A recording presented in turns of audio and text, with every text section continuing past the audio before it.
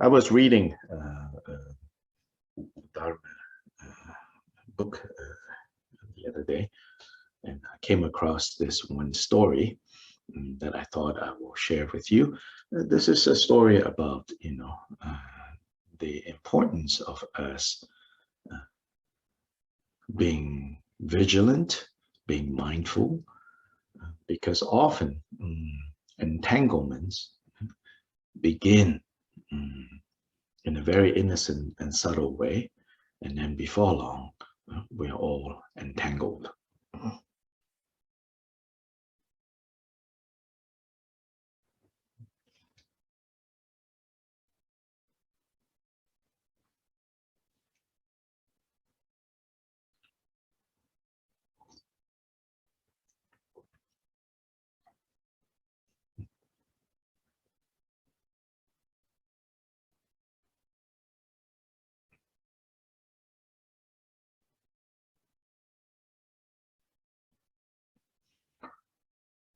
So this story is told from the Indian, probably Hindu tradition, but it really applies, the lesson that it imparts, it teaches us. And so there is, so the story goes, there was this one yogi, one meditator, mm, who has resolved, to leave behind all worldly entanglements, so that he can focus on, without distractions, on his spiritual pursuit. And so he has, practiced this kind of very uh, kind of very austere ascetic practice, whereby, he basically doesn't own anything, and even what he wore, maybe because the weather in India is okay, conducive. So even what he wore, he was practically naked, except for a cloth, which acts as like a underwear, kind of wrapping around his private parts. So you could say like even like a little bikini underwear, like some of these Indian yogis that you might have seen in pictures. So that is all he has. So he's diligently, meditating.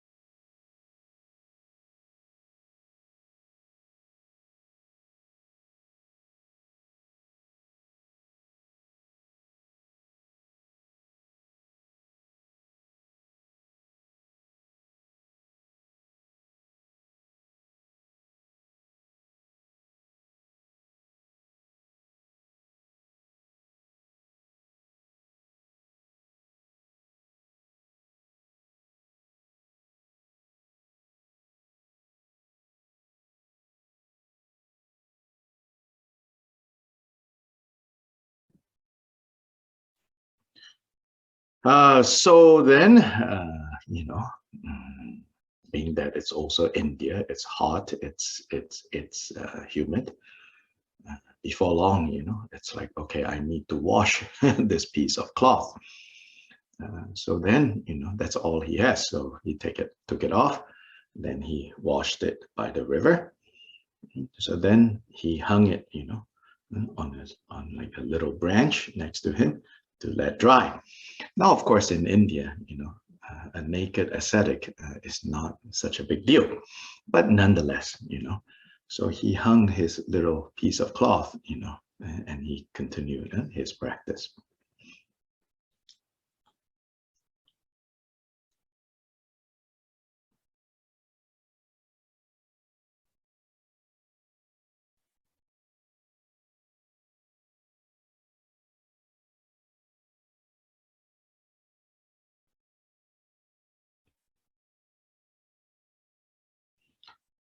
Then, mm, before long, he started to realize there was a little uh, mouse that came and started to nibble, bite his cotton underwear.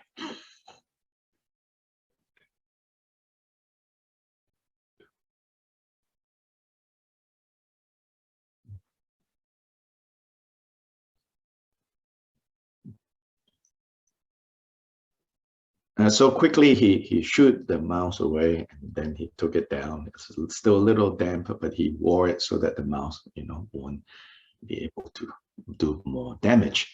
Then the next time he washed, he hung it on the branch again. Again, the mouse came. So in conclusion, now he has a problem, and he thinks, oh, then one day, one of the people who frequently comes to give him food, he mentioned to this person having this problem with this mouse biting his one little piece of cloth that he has. So then this kind supporter says, let me get you a cat. So then he brought a cat. So the cat came. So now the cat is guarding the piece of underwear that from time to time he needs to wash.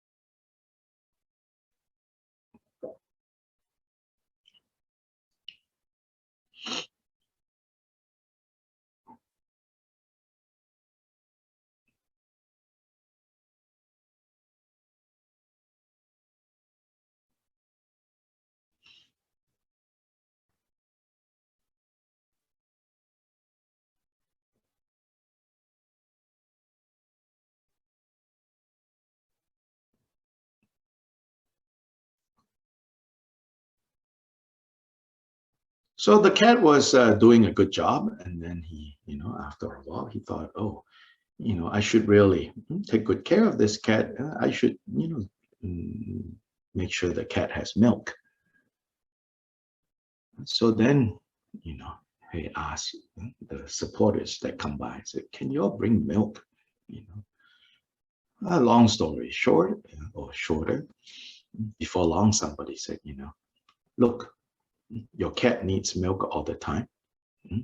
It's kind of troublesome for us to try to remember to bring. You know what? I have an extra goat. Why don't I give you a goat? You can just tie the goat over there. There's grass, then the milk you can milk and you can give your cat. And he thought, oh, okay, well, that sounds like a good solution. So then a goat turns up.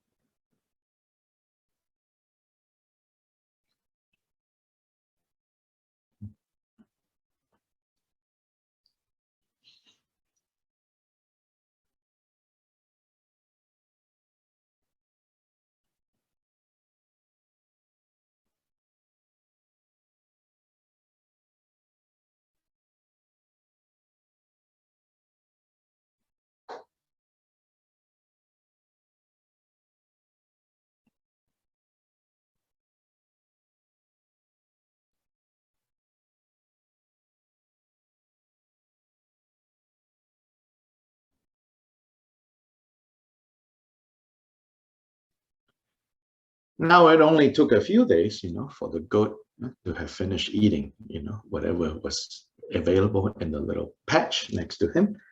So now he has to bring the goat to a different patch. And so every few days he has to move the goat to a different patch.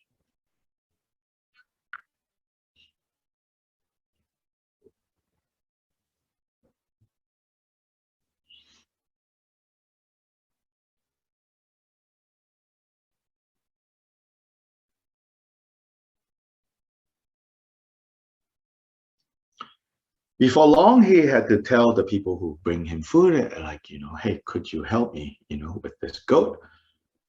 Either bring the goat further, or, you know, Could you bring grass for this goat? So these very kindly people, it's like, okay, we can do that, you know.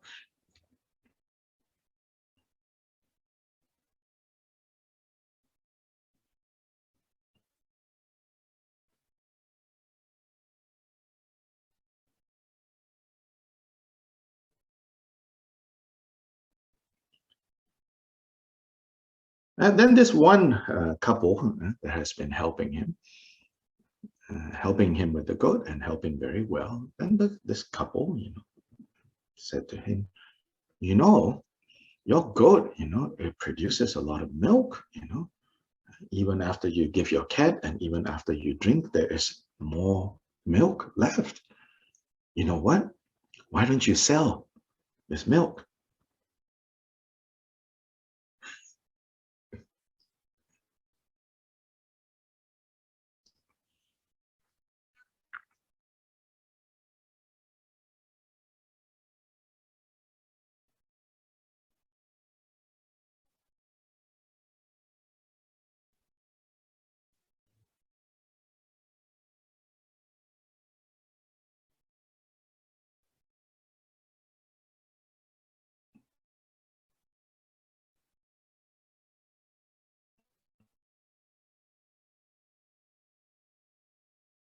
But that way, you know, if you sell the milk, then you have, you know, some money or you can exchange things from other people. And the yogi thought, oh, yeah, that makes sense, you know. So I started to sell the milk. And then lots of people like the milk. They're always the yogis, you know, goat's milk, you know, very special. And so people come, and so the demand for goat milk went up. Then before long, one goat becomes two goats become three goats, right? And then the couple helping him was like, it's a lot of work, you know, like you need someone full time here, you know. So then this older couple, they said, we have a daughter at home. Hmm, maybe you should marry him, you know, marry her, and then she, you know, can help you take care of your goats and run your business. So before long, the yogi has a goat milk empire, you know, selling yogurt, selling goat cheese. Then all spiritual practice gone now, you know.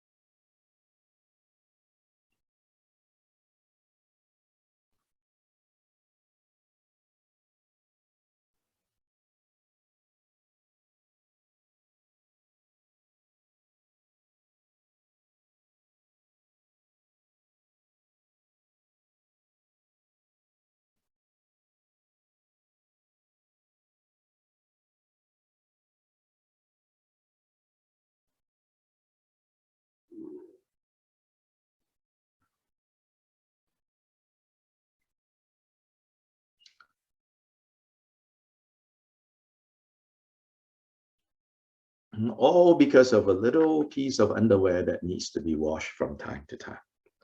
That is how we get entangled. That is how.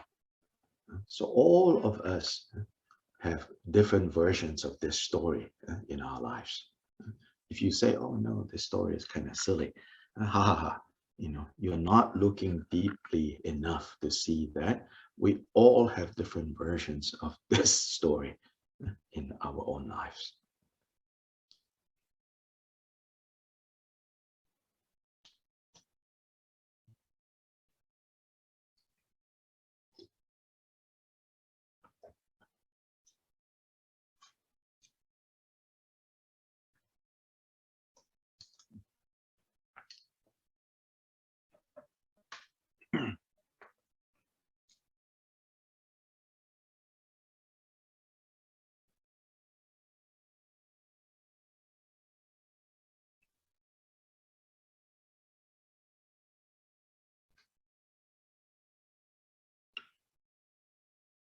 We all have all these stories, versions of this story where, every step seems reasonable. Every step seems, oh, I'm just being responsible. Then you look around and you're like, I can't get out anymore. I'm trapped. No choice. We say no choice, no choice. There are choices. We make choices. Choices have consequences. Not always.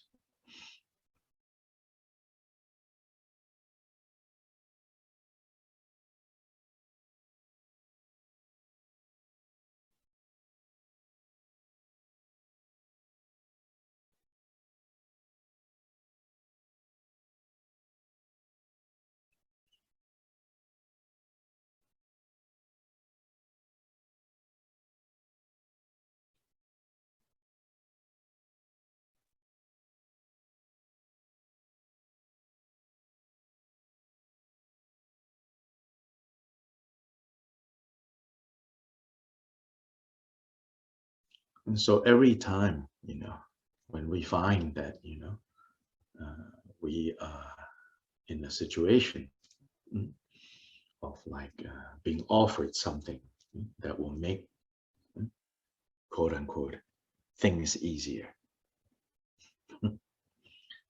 Someone offering something, some gadget, some situation that will make things uh, easier. Each of those times we have to pause and say, at what price, what other payments I have to make for this new thing, new situation, new arrangement that will make things easier. All the entanglements that we get ourselves into, they never come with a claim, with a sign that says, I will complicate your life. Do you want me? They never come in that form. Because we all know to say no to that.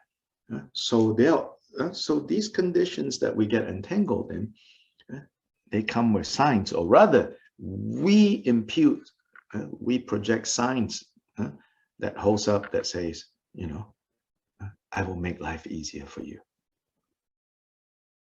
Beware, watch out.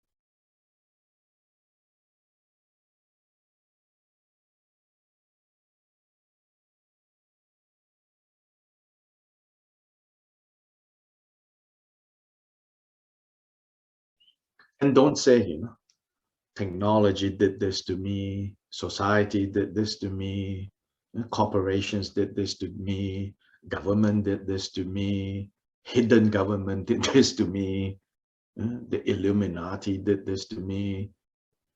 The Buddha's teaching says, points to how we did this to ourselves.